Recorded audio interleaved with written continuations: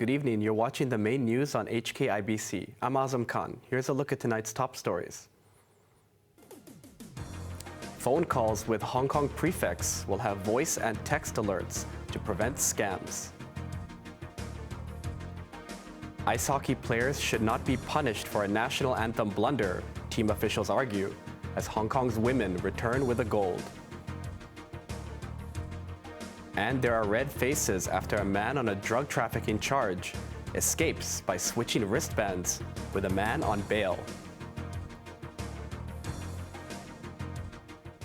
The government is cracking down on phone scams by requiring all mobile service providers to issue voice or text alerts for calls displaying Hong Kong's prefix.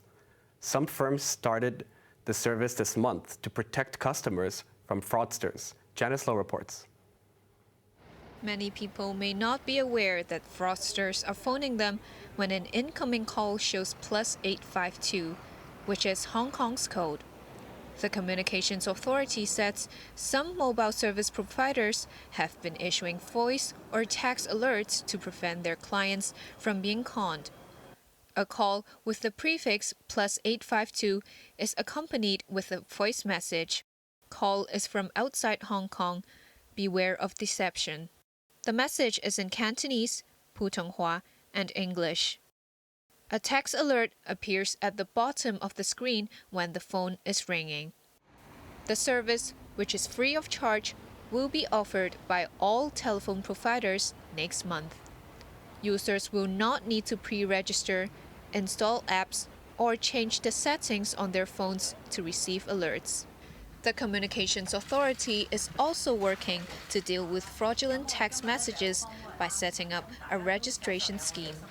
For our SMS registration scheme, we require all the legitimate companies to register their sender address. For example, if this is an ABC company, it could register ABC. Then all the other entities cannot use ABC to send SMS to other people. Actually, this is a kind of addressing system. This is not the identity of the SMS sender. A pilot scheme for the banking sector will be launched by the end of this year. The outcome of the test run will determine whether the scheme will be extended to other industries. Janice Low, HKIBC. A former childcare worker has been jailed for around 5.5 months for abusing toddlers under her supervision. Tse Tsa Wai had earlier pleaded guilty to 3 counts of ill-treatment offenses. She was captured on CCTV violently rubbing a boy's face with a towel. The 25-year-old was among 34 carers charged with child abuse. They all worked at a children's residential home in Mong Kok before the case came to light in late 2021. Kowloon City Magistrate Jackie Ip stressed the need for a deterrent sentence as the defendant had abused the public's trust. The Hong Kong women's ice hockey team returned home after winning a historic gold medal at the World Championships. Team officials again pleaded with authorities not to punish the players for mistakes regarding a recent national anthem blunder. Raymond Young has the story. Bringing home a historic gold at the World Championships, the Hong Kong women's ice hockey team received a warm welcome as they returned this afternoon. But only 5 players appeared at the media scrum. 15 others were placed on a later flight due to a booking issue. Seemingly holding back tears, team leader Annie Kwan said she was very proud of the Hong Kong players, but admitted this had been her most difficult overseas trip.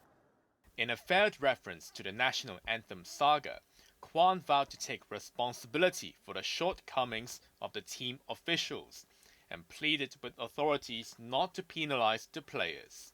She also promised to submit a report which will satisfy the government and the Hong Kong Olympic Committee. Ice Hockey Association Chairman Kan Yeung Kit, who did not travel with the team, described a sense of unease among the players as the anthem was about to be played in the medal ceremony in Romania. He refused to take questions after reading out a brief statement. Captain Adrienne Lee tried to play down the turmoil surrounding the city's ice hockey outfit. It all started in late February, when the organizers mistook a protest song as the SCR's national anthem at a men's game in Bosnia. As a team, we have to play hard regardless of what's happening outside. We all train hard for the last 10 years. All the players come together once a year to go to the World Championship, so we basically focus on our game, and it's all very mentally and also physically, so we cannot afford to make any mistakes on the ice, so we have to make sure we focus, and that is the key issue. Asked about a possible slashing of government funding, Chloe Chan called for all parties to sit down and work things out. Raymond Yang, HKIBC. Beijing's top official in charge of Hong Kong affairs will visit the city this week. Xia Baolong, the director of the Hong Kong and Macau Affairs Office, will arrive on Thursday. The opening ceremony of the Hong Kong National Security Education Day this Saturday is the only event confirmed on his itinerary so far. But Xia is expected to meet different trade groups and leaders during his 6-day trip. A man who was due to go to prison has walked away free after swapping wristbands with another suspect. A search is underway for the escapee, while police have been accused of negligence. Janice Lowe reports. A man on a drug trafficking charge is on the run after swapping places with another person while waiting to be taken to prison. The rare escape happened in West Kowloon Magistracy yesterday. A 37-year-old man, surnamed Chan, was remanded in custody after appearing in court charged with drug trafficking. While in a room awaiting transfer to prison, Chan met 24-year-old Lam, who was granted bail after being charged with assault in a domestic violence case. Sources claim that Chan offered money in exchange for assuming Lam's identity and swapping wristbands. As officers only checked the wristbands, Chan managed to walk out of the court building. Sources say he is familiar with police procedures on escorting suspects, as he has been in and out of court several times. After Chan had gone, officers realized that the wrong man was left behind. Lam was arrested for misleading officers. Police launched a search for Chan, whose wife was arrested allegedly for giving her husband money after he escaped. Anti-triad police are following up the case, while officers involved in handling the two men have been accused of negligence.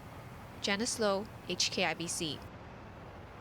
Overseas, protesters in Manila have accused the United States of endangering peace by staging its biggest ever military exercise with the Philippines. This will definitely escalate tensions because for the first time, they're doing live fire exercises in the simulated sinking of a ship. So what does the U.S. intend to do with that?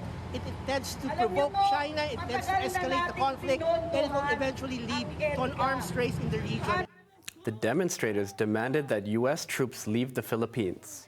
They also denounced their government for giving Washington access to bases in the country. The 2-week military exercise involves more than 17,000 troops, most of them from the United States.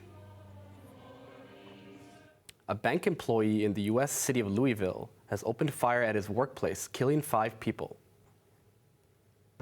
I just walked out of the elevator and into the garage, and then I heard multiple shots again, and I just ran outside, and then there were 2 police officers here on Preston. They said, run for cover, so I just ran. The gunman, who live-streamed the attack, wounded 8 other people before police killed him. Officers searched his home to try and find motive for the attack. The shooter was identified as 23-year-old Connor Sturgeon, who joined the Old National Bank as a full-time employee last year.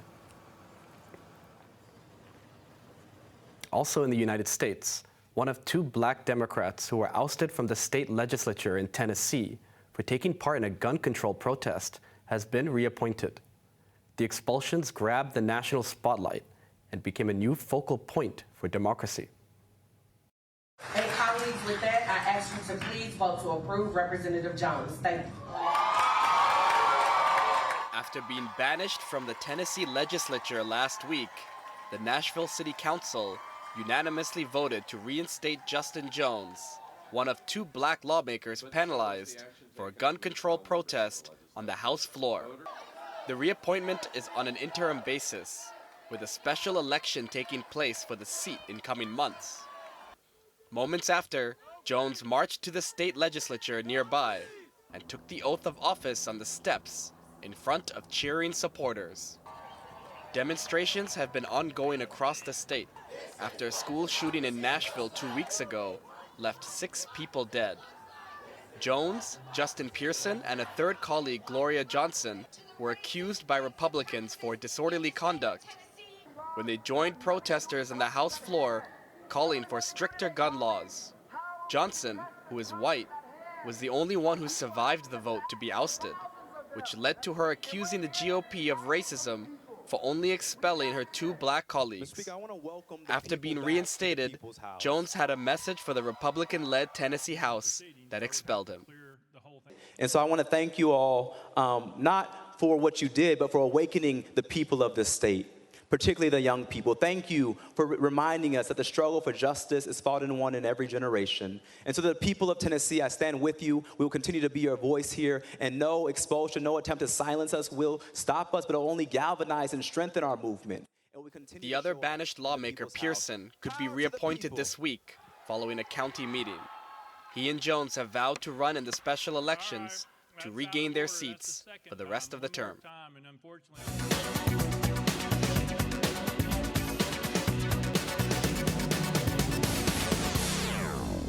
Australia could soon resume exports of barley to China following a deal between the 2 countries. I can confirm that China has agreed to undertake an expedited review of the duties imposed on Australian barley over a 3-month period, which may extend to a 4th if required. In return, we have agreed to temporarily suspend the World Trade Organization dispute for the agreed review period. China imposed tariffs of 80% on Australian barley 3 years ago, when relations between Beijing and Canberra sank to a new low. With ties warming up, China has resumed buying coal and beef from Australia. The next step could be reduction of tariffs on Australian wine. Inflation in China has hit an 18-month low, a sharp contrast to surging prices in other parts of the world. Food prices last month continued to decline. This meant that the Consumer Price Index gained only 0.7% from March last year. Factory inflation slid for the 6th month in a row. The Producer Price Index fell 2.5% year on year, the fastest pace in almost 3 years. The data gave rise to expectations of stimulus measures to encourage demand. Now let's take a look at the markets. The Hang Seng Index closed up 154 points. Top 10 active stocks, Tencent closed down $8.80. Alibaba was up $1.55. China Mobile was down 75 cents, and AIA up 80 cents. Forex trading against the Hong Kong dollar, the euro is at 8.57, pound sterling at 9.76. And over to the UK markets, London FTSE is currently up 20 points. On to the weather now. Mostly cloudy with sunny periods during the day. Temperatures will range between 23 and 28 degrees. Some rainy intervals to return in the lead up to the weekend. Now let's take a look at the weather around the world.